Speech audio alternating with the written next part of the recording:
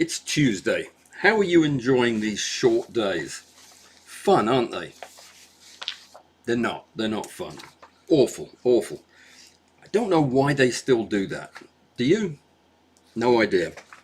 Anyway, we've got a busy evening this evening, and as I was just getting ready to begin, I noticed that I'd forgotten to post my blog post today, which lists all of the coming attractions and what we're doing this week and so on.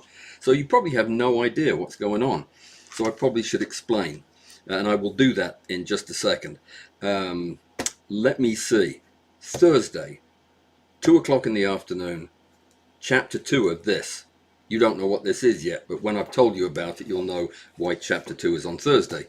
And on Friday, we have Crystal Art, episode number 5, and it's going to be a lot of fun. You may have seen the title artwork in the slides before we started. We're going to be doing a bunch of stuff. I'll be getting with Harold in the next couple of days and we'll plan it out, but I've got some stuff to present and I know other people have some pictures to show. So it's all free. If you're interested in birefringence, pretty crystals, making them, photographing them, then plan on coming on Friday, 2 o'clock, right here. Yeah, same thing. And there is an invitation in my blog post, which will be out tonight. And on Saturday, after stack number 35. And we're not doing anything special this after stack. It's going to be really up to you. It's BYOP, bring your own photographs. Bring us photographs that you want some help editing, or you're not happy with the edits, or you are happy with the edits. And we'll look at them and talk about them, and we'll all get together and do post-processing. So that's what we do Saturday from 10 o'clock in the morning until 11:30. That's all we have this Saturday. Don't forget Tangent is next Saturday, and after Pazoom, and we will be we'll be doing what are we doing? Blender. Oh my goodness, that's a headache of a program if ever there was one. So the blog post thing, it's particularly a bad day for me to forget to post it, because in it I explain why I'm doing what I'm doing this week, and I'll explain now in just a few words. I had put together a course, actually several courses on different macro topics. And I've just never had the time to actually finish them up and record them and go try to sell them somewhere. And they're just sitting on my shelf. So I thought, you know what, it's time I put this stuff out there. And this is the first of those modules that was going to be in a course.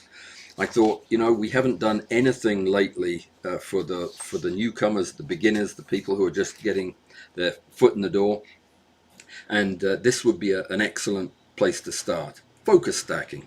It's what we all have to do eventually when we come into macro. It's the only way you can do macro, really. And I just thought it would be a good time to go through that course material. Now, understand that in my courses, if they'd ever been put out there, they would have progressed very quickly. That you don't stay a beginner for long in one of these courses. We go through things fast and in detail, and you'll find that if you stick around this week and next, over the next 4 live streams, I'm going to take you all the way through the whole process of focus stacking. Tonight we're going to be talking about the big picture, the concepts and the ideas behind it, why we focus stack, a little bit about how we focus stack, what equipment we need to do it. But then starting on Thursday, we're going to focus on some more practical applications. We're going to talk about how you actually do a focus stack, and we'll go through the whole thing, the entire process from start to finish, as if you'd never done it before. On the following Tuesday, next Tuesday, we're going to look at the process of doing the focus stack in the computer, how we use the various stacking programs, what we do with all of the images, how we prepare them, what the various algorithms mean, and what we do with our outputs, how we find pictures that we've just stacked that somehow get lost in the computer, We'll talk about all of that. And then next Thursday, we'll wrap it up with a discussion of how we take that output from Xerine Stacker or Helicon and turn it into a photograph that we want to put on the wall. So we'll talk about post-processing, all of the things that are tangled up in macro photography when you're focus stacking, like artifact. We're going to deal with all of that, how to fix it, how to make a lovely picture from your stacked images. So that's what we're going to do for the next 4 sessions. Now, if you're an old timer and an expert at this stuff, now would not be a good time to leave for a couple of reasons. First of all, the material is going to move fast, and I'll be talking about stuff that I haven't talked about before, because there are some concepts and ideas that we just don't seem to dwell on that much, but a course would bring out. So you may hear something that's helpful to you. It may be a good refresher, or it may be an interesting way for you to look at it. Hang on. We've got a total newbie here, so I'm going to pause just a second. A total newbie, Mr. Fromp to you. What a strange name you have, sir. Total newbie to focus stacking. I'm looking forward to learning something in that field. Well, you're going to learn it all if you stick around for the next 4 sessions. These become videos, by the way. If you can't attend all of them, don't worry about it. They're all recorded and they'll go on YouTube, so you can watch them later. So that's the idea. There's going to be stuff here for you. And the other reason I want the folks who've been around the block a few times to stick around is because you can answer some of the questions. When Fromp to you has a question about something I just said, jump in and answer it. Please do. I mean, it's we're all in this together. If you are a newcomer, if this is your first time, if you've never done any of this stuff but would love to try it, please use the resources around you. These people in the meeting with you, some of them are the best photographers I know. So there are some really bright people out there, and they love to help. So don't hesitate to ask, and don't hesitate to ask me. We're kind of here for you, really, to be honest. It's how we get better, is by helping you. So that's what we're going to do, and we're going to start today by taking a step back from all of the minutiae, the details, the stuff that we fight about continuously. I mean, it's what this channel is all about, digging apart little details. We're going to leave that aside, and we're going to look at the big picture. Macro photography is challenging. And one of the big reasons it's challenging is we have a limitation, a physical limitation that we run up against as soon as we start trying to take pictures of things at higher and higher magnification. And that thing that we run up against is depth of field. Now, in the real world, if you're a photographer coming from taking pictures of big things and you decide to dip a toe in macro, you're not too worried about that. I mean, depth of field is something that you can control quite easily with your aperture. You close the aperture down and you get more depth of field. If you're taking a portrait of, let's say, a lady friend or a man friend, and you want their face in focus, but you want the city behind them to blur, you open the aperture up and the depth of field gets shallower. But if you're trying to get everything in the scene in focus, all you have to do is close it down to f8 or something. I don't know, I don't take pictures of big things. f8, f16 even, and you get a nice sharp picture with everything in focus. And you come into macro and think, well, that's easy. I mean, that's what I'll do. If I don't have enough depth of field to get the whole B sharp, I'll just close down the aperture. And you'll do that, and you'll very quickly realize that your pictures are pants.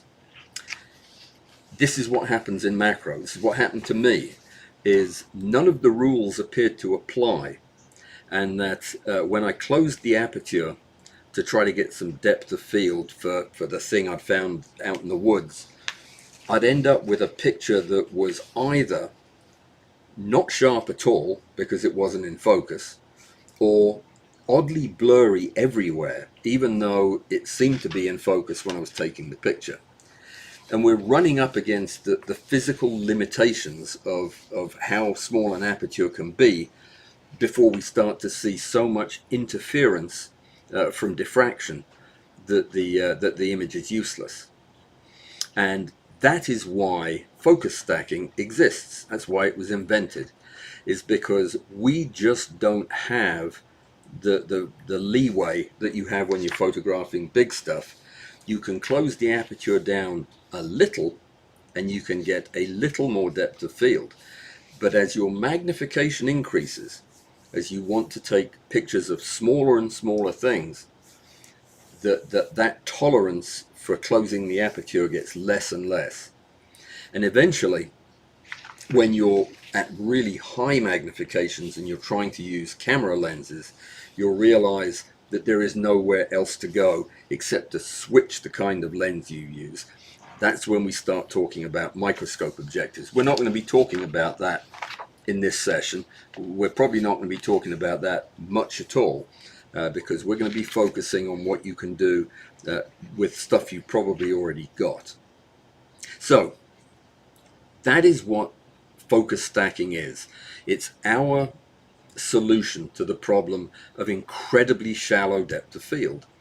And the depth of field is incredibly shallow. As your magnification goes higher and higher, that depth of field predictably gets shallower and shallower, until, to be honest, it's pretty much useless. If you're trying to photograph really high magnification in the field handheld, for example, you'll realize that you don't even have enough depth of focus to get the eyes in focus. Just a part of the eye is in focus, and that's never going to make a very pleasing photograph. So this is how we answer the question of nothing is sharp, what can I do? Learn how to focus stack, and that's the skill that we're going to focus on for the next 4 days. So the iron law that you need to remember is that increasing magnification, however you get to it, increasing magnification, decreasing depth of field, or decreasing the amount of your photograph that is in focus becomes thinner and thinner and thinner as your magnification goes up. I've explained why stopping down, which works great when you're photographing the Eiffel Tower, making it look like it's coming out of your friend's head or something, that works great. Doesn't work in this because of the problem of diffraction. There's an optical budget in macro photography where we try to balance resolution, diffraction, and noise is the other part of it. And we'll be talking about that a lot later on. But for now, just understand that we're in a bit of a sticky situation with high magnification photography. And the way we get around it is by learning a number of different skills. But more important than that, we learn when to use those skills, when we need a particular set of skills, and how we deploy them. That's really what this is going to be all about, because focus stacking is not just one thing. Now, I'm going to talk mostly about focus stacking in the studio. Whether the studio is your kitchen or your garage, it doesn't make any difference. Wherever you set up a corner to do your photography, that's the kind of focus stacking we're talking about. I will refer from time to time to other kinds of focus stacking, like field focus stacking, where you're taking pictures out in nature and using these focus stacking techniques. They are very specialized, and something that I would urge you not to worry about right now. If you're new to this, the focus needs to be on what you can do in the environment that you have the most control over, which is going to be whatever your studio space is. Even if it's just the corner of your desk, there are things that you can do to control that you won't be able to do out in nature. So what does focus stacking then achieve? And what doesn't it achieve? What it achieves is the ability, under controlled circumstances, for us to take a photograph of a very small object or subject on our desktop and have the whole thing be in focus, even though there are no lenses in existence that will get the whole thing sharp and in focus. Focus stacking lets us do that.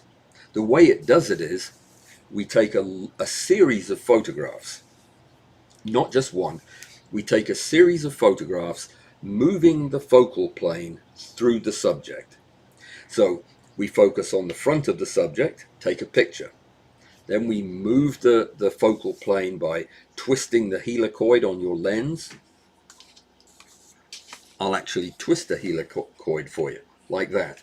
We'll turn the focusing band on a lens to move the plane of focus deeper into the subject, take another picture. Do it again, take another picture. And keep doing that all the way through the subject. So you have these photographs that are mostly out of focus, but there is a small band or a small area that is in sharp focus. If we can do that in such a way that those sharp focus areas overlap one another, then we can combine them using computer programs, a couple of them that are very popular, and I'll introduce you to them later. We can combine them and come up with one image that is sharp all the way from the front to the back. It's miraculous. The first time you see it, it seems impossible. It's absolutely not impossible. It can be done, but you have to be very, very careful. There are a lot of ways to screw it up. And I'm going to be focusing on that last today, telling you about all the ways you can mess it up. In the beginning here, we're going to talk about all the cool things that it does do, not what it can't. There's a whole world of technology about how we move that plane of focus. And it turns out that it is absolutely not the same for every subject. There are going to be times when you want to use one method, and there'll be times where you have to use another method. And I'll tell you what those methods are and when you should be thinking about them. Because not all focus stacking is created equal, not at all. What focus stacking doesn't do is fix motion blur. It doesn't get rid of noise. It doesn't improve your exposure. If you take 500 rotten photographs, then you will have a focus stacked image that is rotten. In focus maybe, but rotten. So focus stacking requires that each of the photographs that you take be a good photograph, even though only a sliver of it might be in focus. It still has to be well lit, properly exposed. It has to be free of motion blur, either from the camera or from the subject. You have to control the environment. The lighting can't change. It has to be the same during the series of shots. So gathering together that series of shots is so important that that's the subject of our second chapter of this mini course, if you will, on Thursday. That's all we're going to talk about, is how you get ready for and shoot those images that you're later going to stack. So stacking does not get rid of anything to do with bad photography. You have to really pay attention to doing everything right so that the pictures that you stack will give you the best possible fractions of the image to put together into one. So what are these different ways that we can move the focal plane? I've alluded to this, but let's talk about it now in some detail, because what I'm telling you is we're going to take a camera and a lens. If you are so new that you've never seen one of these before, this is a camera with a lens on it. This part's the lens. You're going to have a tough 4 days, but there you go. Now you know. So we'll talk today about the different kinds of lenses that you can use. Some of them very inexpensive, some of them not so. This is an example of a not so. This is a very expensive lens, and it's on a very expensive camera. But this is a wonderful thing to focus stack with. It's a macro lens, so it takes pictures in life size. It has the lens set up, the elements in the lens are set up so that when I'm at the closest distance I can be at to take a picture, it will make an image on my sensor which is the same size as the image in real life. That's called one-to-one magnification. But at one-to-one magnification, my depth of field is very, very shallow, as I've said. So we would have to move this camera forward through the subject. How can we do that? There are about three main ways that really matter. The first way is by changing the way the light passes through the lens, by changing focus using the focus ring. That is what this helicoid, this ring that you can turn on your lens, is made to do. It is made to change focus. If you have never used the camera before, look through one and you'll see that as you turn that lens, the focus will move away from you and closer to you, depending which way you turn. Most of you, I think, probably already understand this. Why would we ever want to turn the focus on the lens to do a focus stack? There are situations in which it is by far the best way to change focus.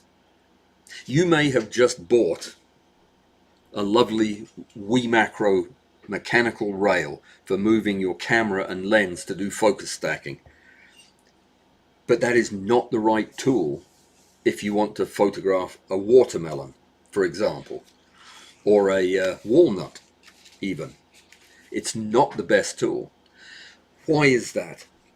Well, these lenses, these macro lenses, are beautifully made, and they are designed in such a way that all of the things that they do to correct the aberrations that often come from light passing through a lens, fringing, you've probably heard of chromatic aberration, things like that, they are corrected by a nice lens like this.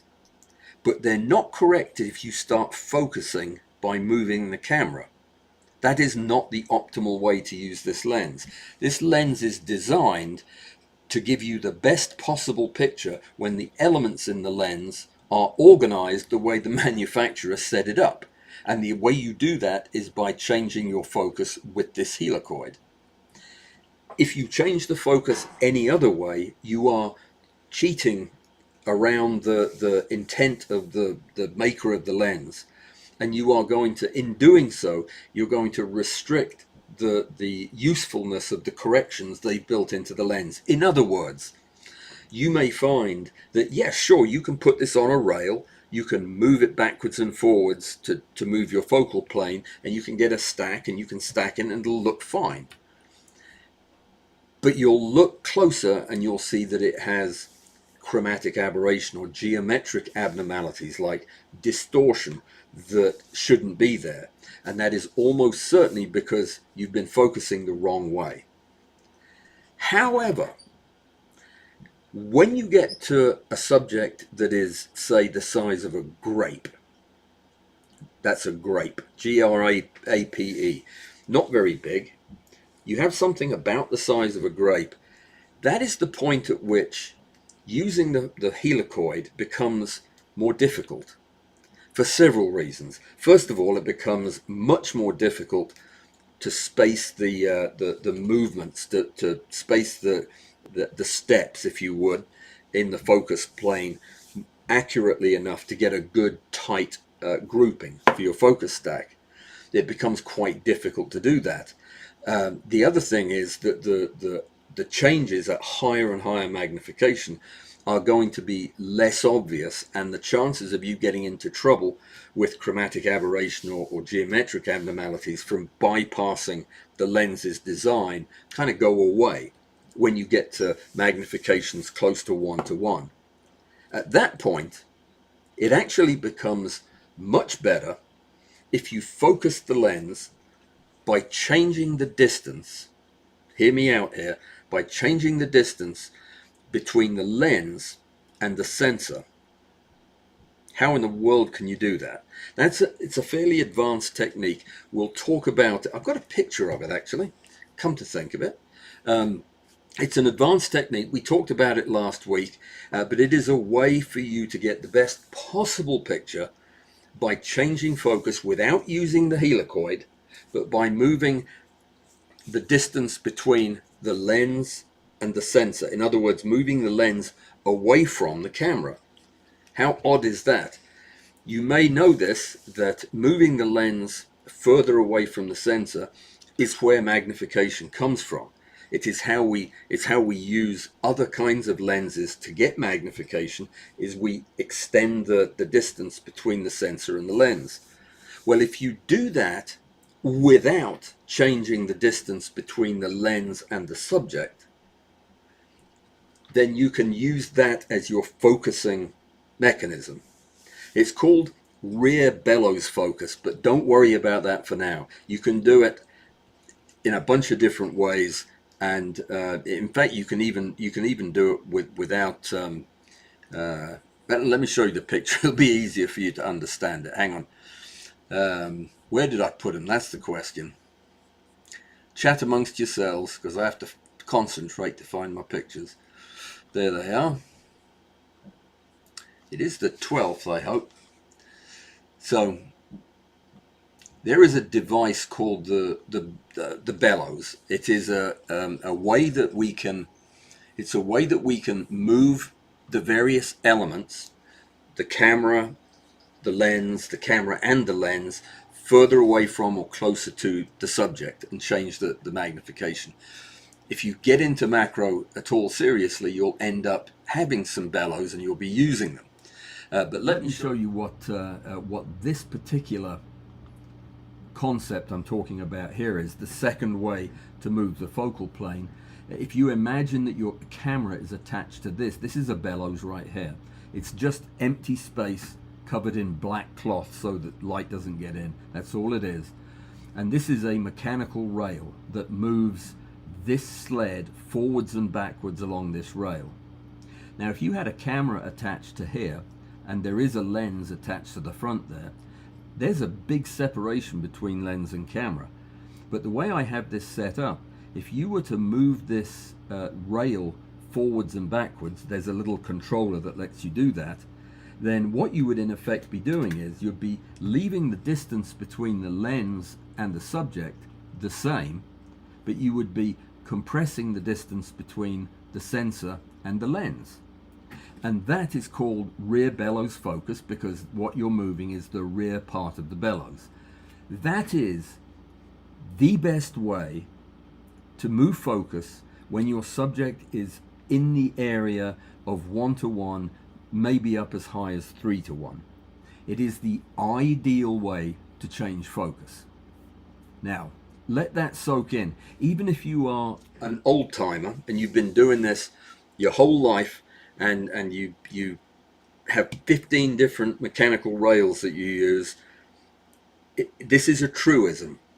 You are going to get better results moving changing the distance between the sensor and the lens for subjects that are in the 1 to 3x range than you will get by moving the entire camera and lens forwards and backwards. This is the third way that we're going to talk about in just a second. And this is counterintuitive because a lot of people can't be bothered with doing rear bellows focus, but there are reasons for it. It only works under certain circumstances and at certain magnifications. If you're using optics that are telecentric, you've never heard of that word, don't worry about it. This is for the old folks, I'm saying this. If you have a telecentric optic, this doesn't work. It's useless. Take, for example, a Mitutoyo microscope objective. It's not telecentric, but it's very close to it. Using an infinity corrected microscope system and moving the rear bellows alone is not going to work. For one thing, it changes the tube length of the microscope that you've built. This is beyond the scope of what we're talking about, but just a bone to toss to the old timers there.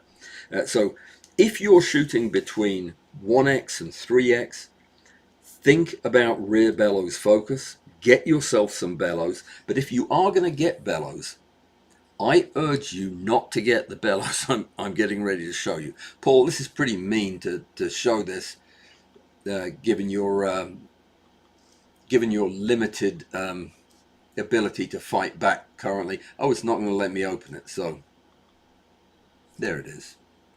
Yeah, this is a device that one of my friends sent me to. I think to torment me was the reason he sent it over. It's a kind of bellows. Let me see if I can find the right button. Yeah, there it is. A Kenlock bellows.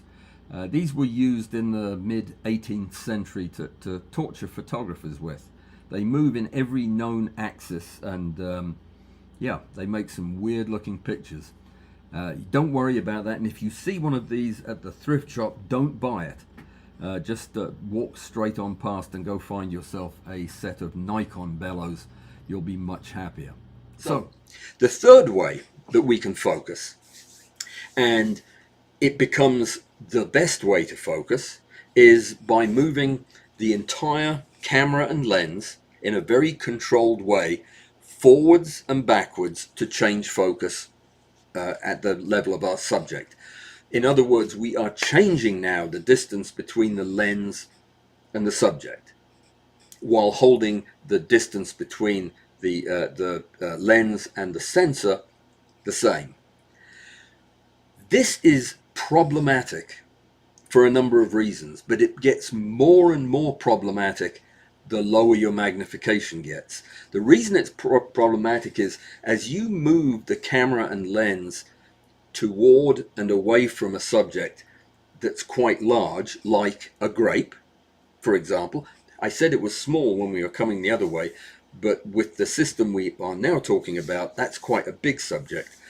The problem is that as we use that whole camera lens movement, we run into a problem that's called parallax.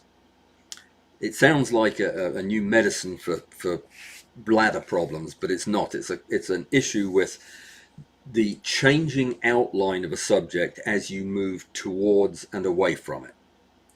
We won't talk a whole lot about it except to say that when you move the camera and lens in relation to the subject, it can set up the right conditions for you to have what is called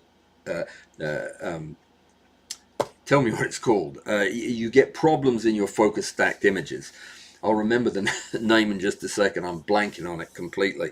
But the issue with moving the lens is as you change the outline of the subject, the computer program that puts the images together doesn't really know what to do with a subject whose outline is changing. It expects the outline to be the same, as it would be if we were keeping the lens still in relation to the subject.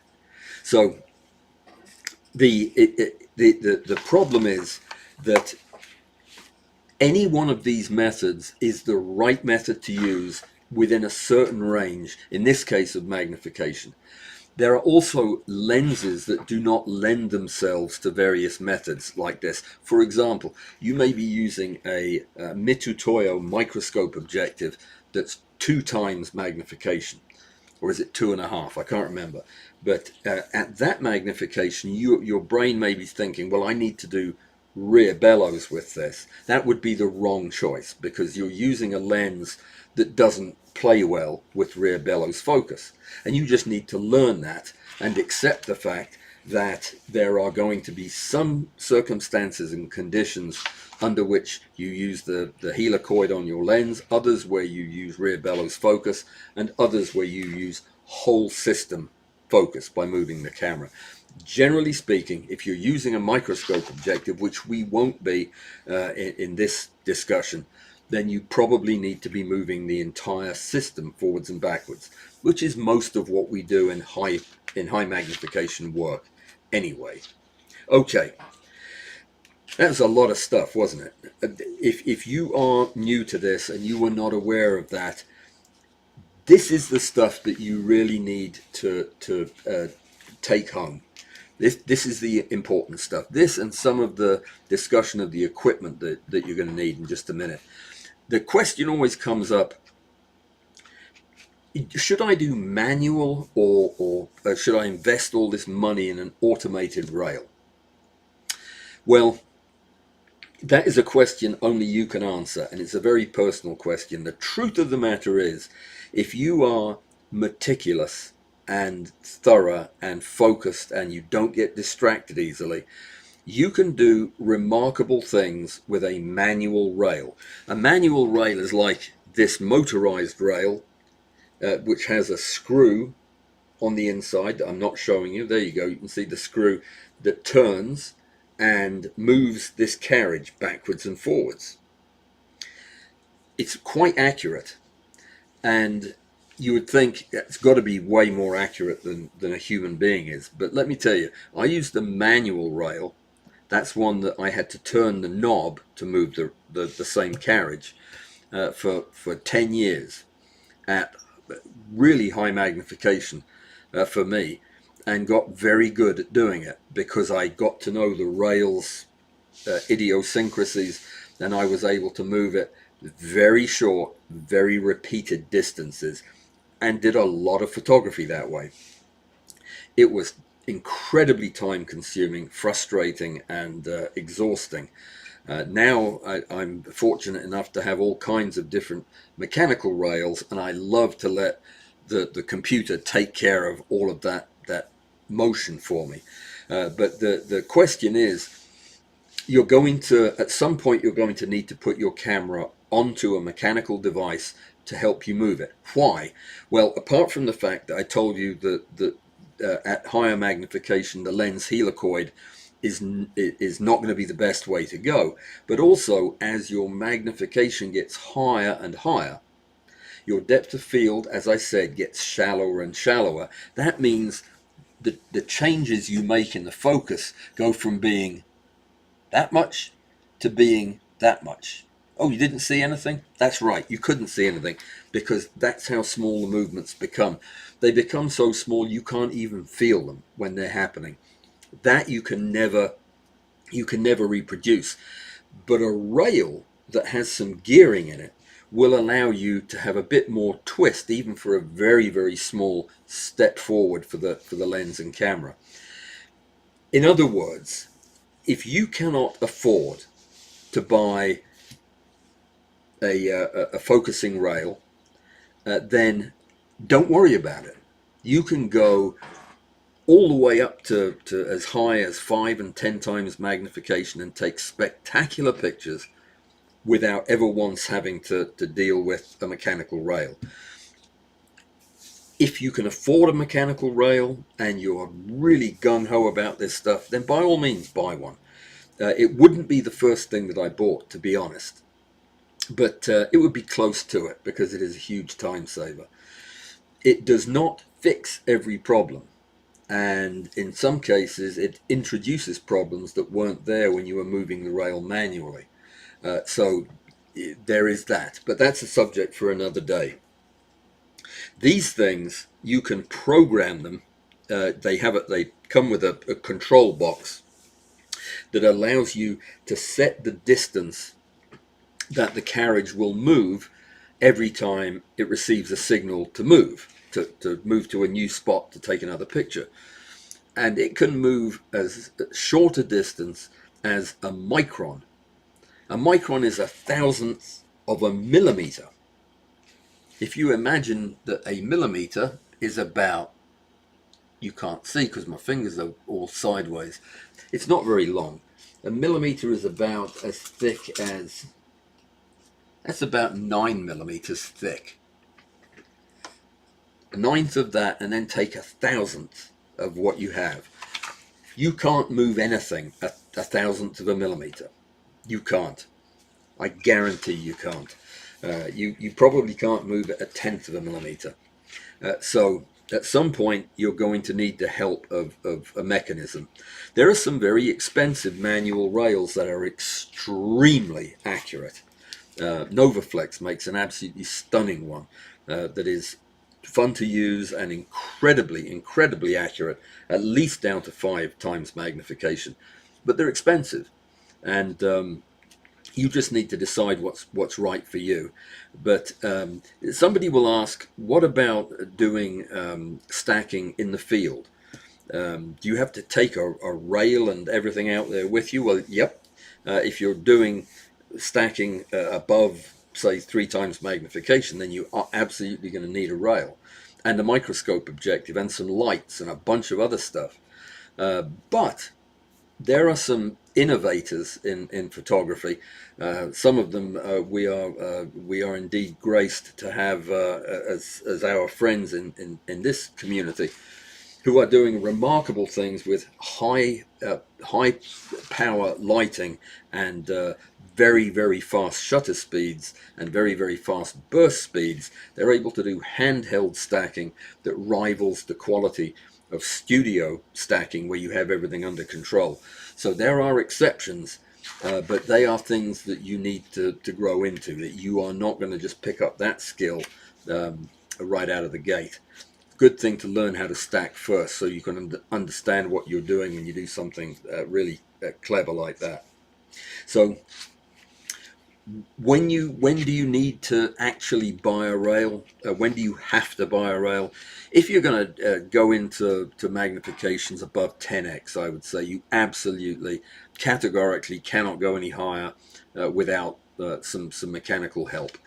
And yeah, when your consistency of steps, when your photographs, when you take these, say, 50 shots of a ladybird up close, you take 50 shots all the way through, yet when you put them all together in the stacking program and you look at the picture, there are bands across its back that are not in focus. There are blurry areas. That means that some of your steps were too large. You went so far, you went beyond the next part of the focal plane that you needed to be in, and you left behind a band that was out of focus. When you're doing that, you have no choice. That now you need to invest in a rail that will allow you to take steps that are not only very short, but very accurate. They have to be the same very short length if you're going to put them together into a final picture that is seamless. So let's talk for a minute about the risks. What the big things are that trip people up in macro, and oftentimes drive them away from macro, make them uninterested in it. There are several of them. In fact, there are lots of them, but probably the four main ones are one of the things we've already talked about, and that is not accounting for parallax shift, using the wrong method of focus and causing the outline of your subject to change as you do the sequence of shots, resulting in a situation where the software cannot make a good picture out of it because it has changed shape. When that happens, you get these images that have blurry areas or halos around them. You have areas that are transparent to other areas in the photograph because the computer just can't put it all together because it wasn't shot right. And that's one of the big risks of doing this, is not understanding where the problems are coming from. Artifact was the word I couldn't remember earlier. But most of our artifact, not all of it, most of it comes from running into problems with the way we photograph the subject at hand.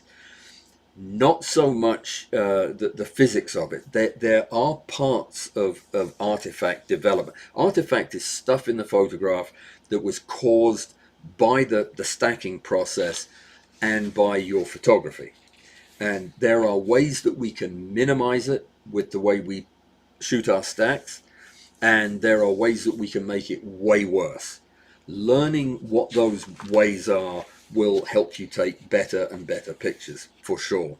So parallax is one of the things that will trip us up.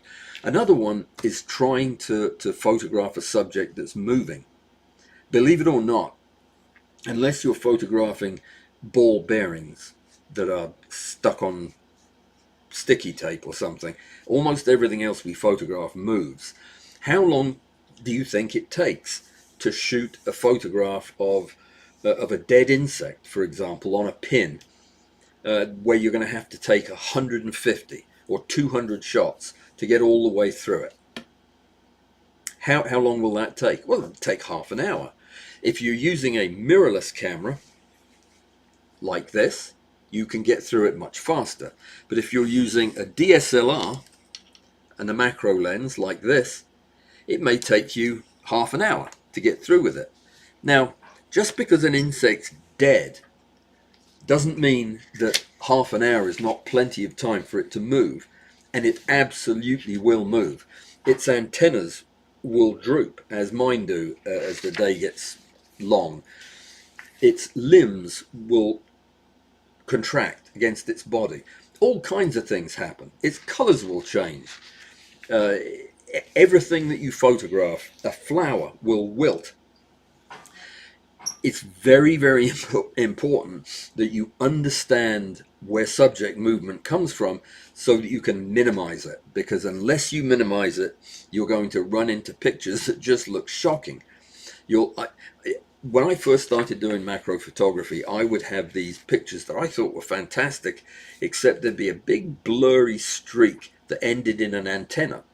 And that was, of course, photographs of the antenna moving as I took each shot. So you ended up with this more like wings than antennas. Very frustrating, maddening. Doesn't need to happen. Know how things move, and there are tricks that I can show you that will prevent you from actually photographing things that are in the course of moving. You can photograph bugs upside down so that their legs can't. Gravity stops their legs from contracting. Things like that. You can put super glue on their joints too. The other thing that we mess up, probably the worst thing that we mess up, is our lighting. Either we're using lights that we underestimate how slow they're going to recycle. If we're using flashes, they seem to get pretty snappy when we started the focus stack, and they get decidedly less snappy as the shots go by, until at the end your camera's taking a picture about 10 minutes before the flash has finished recycling. This will completely ruin your pictures. If you have more than a couple of black frames where there's no light on the subject, it will absolutely ruin a shot. So you need to make sure that you're stabilizing your light. And I'll talk all about that next week. That's going to be a huge part of the discussion for the shot, getting the shot.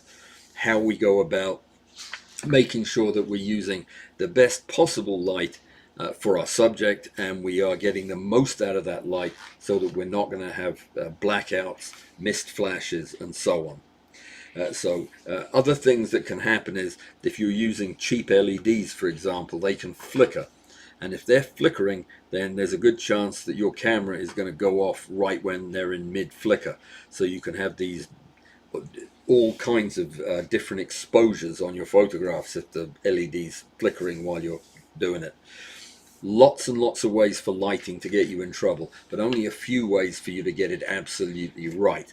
And that's probably most of what you do as a macro photographer who's trying to improve, is you learn how to do light better.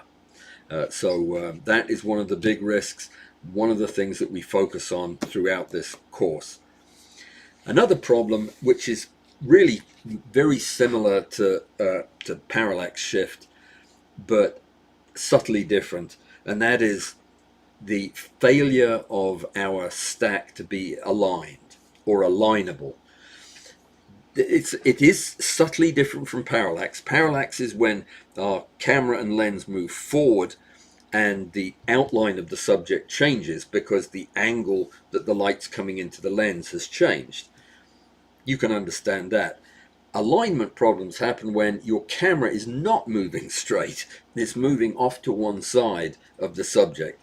It's only usually a tiny bit, but it causes a very similar set of problems, but usually worse.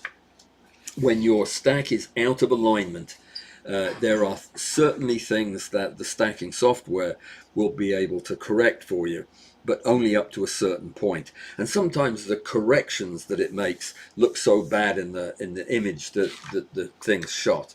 If you've ever seen a stacked photograph that has streaks off to one side or at the top or the bottom or both, that is oftentimes because the camera was not aligned properly, and that the stacking program is trying to make up for it by moving around the picture so that it has that it can line up the pixels that it recognizes. So these are all some of the things. We'll talk much more about them as we get into shooting and stacking and post-processing. Let's talk then for the last 10 minutes about the most important things when it comes to equipment. You need a camera, but beyond that, the camera is probably the least important part of your kit. These days, they don't make bad cameras. There is no particular reason at this point to worry about whether you have a micro four thirds or a crop sensor or a full frame, or for that matter, a medium format. We can work with all of that. You can get dramatically better and you can get gorgeous photographs with a micro four thirds camera. Don't think you need a full frame to do this. You eventually may want to get one if you like the quality of that type of picture, but you definitely don't need to start with it. The only thing I would say is the lens has to come off. If the lens doesn't come off, by that I mean that. If the lens doesn't come off, it's kind of hard to put some of the stuff we use on the camera. So an interchangeable lens camera system of any kind, any brand. Nobody makes a better one. Well, that's not true. Nikon makes the best one. This one. Best camera, best lens for macro. But yeah, they all make good ones. So the camera, not important. I'm going to say something I've never said before in a course, and that is, unless you just love your DSLR or just feel like you have to have something that makes that loud clicking noise, I would avoid getting a DSLR for 100 different reasons that I won't go into right now. They are by no means on their way out. I think DSLRs are, this camera of mine takes fantastic pictures. I love this camera, but it's not a great macro camera, and it's not a good studio macro camera because of the mirror.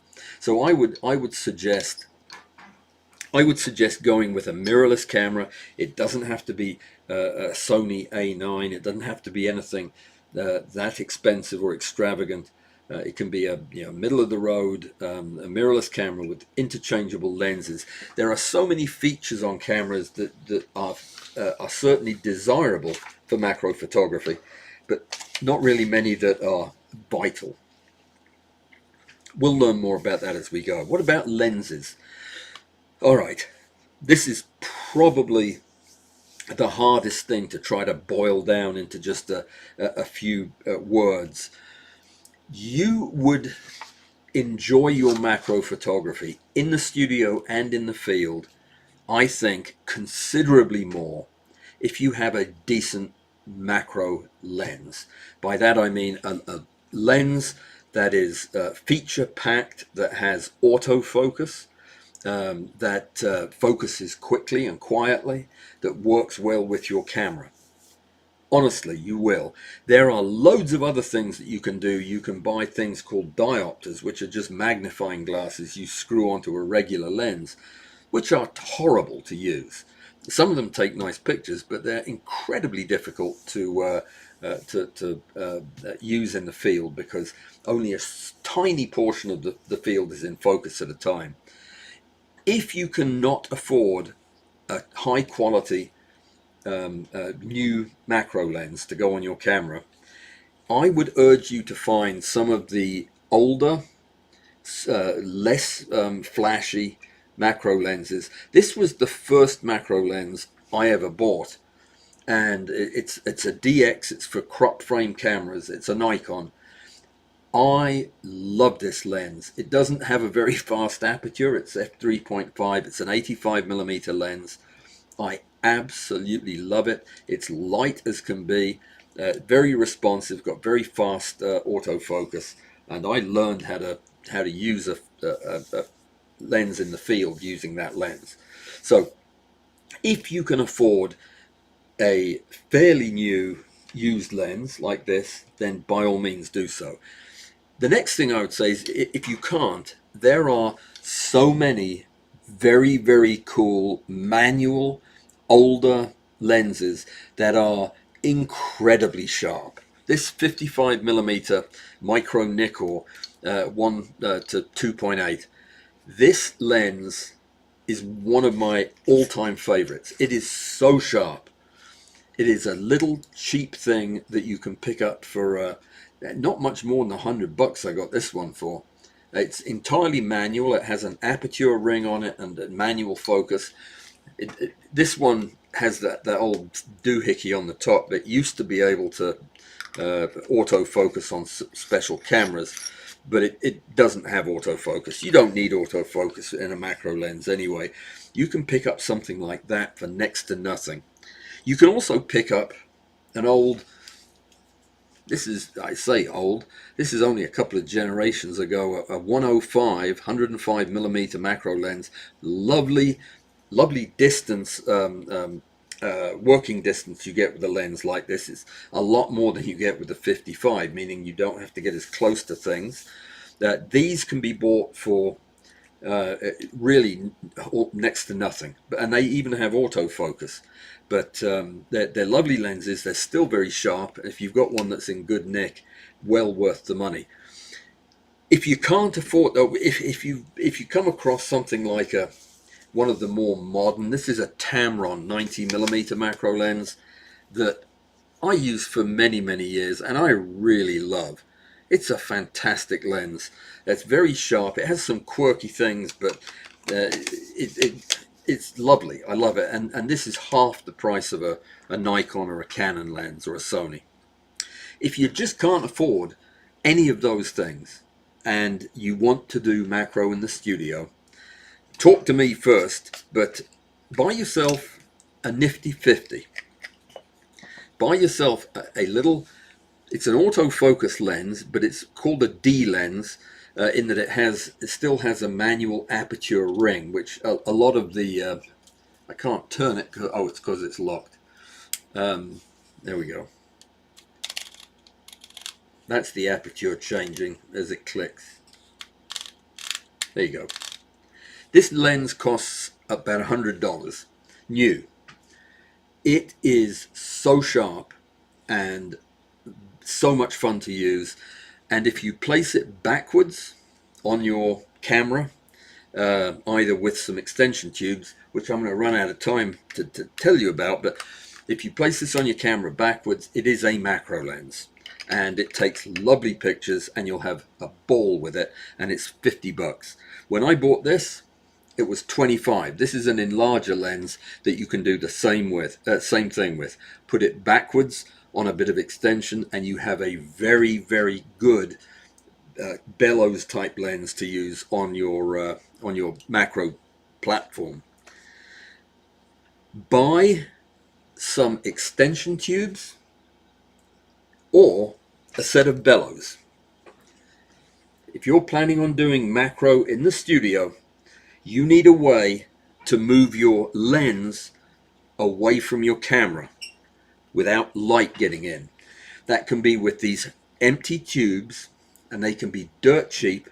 We Macro sells a lovely set of tubes for very little money. You just need empty tubes to separate the lens from the camera, and if you're going to do that, buy a set of step up and step down rings.